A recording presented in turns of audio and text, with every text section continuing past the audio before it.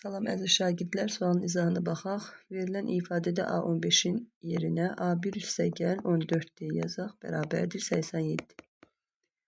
A1-in qiymətini qeyd eləsək, 3 üstəgəl 14-dir, bərabərdir 87. 87-dən 3 çıxsam, 14-dir, bərabərdir 84. D də bərabərdir 6. S20-nin yerinə isə ədədi silsilənin cəm düsturunu tətbiq eləsəm, 2A1 üstəgəl D vurulsun, N çıxılsın 1, bölünsün 2, vurulsun N, bərabərdir 2 vurulsun A1-in qiyməti 3, silsilə fərqi D 6-ya bərabərdir, N 20-dir, 20 çıxılsın 1, bölünsün 2, vurulsun N-in də qiyməti 20.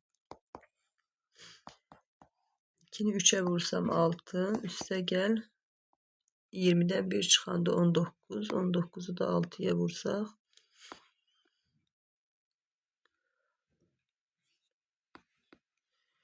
%114 bölünsün 2 vurulsun 20, 114 ilə 6'nın cəmi 120, 120'ni 2'yə bölsəm, böl 2 vur 20.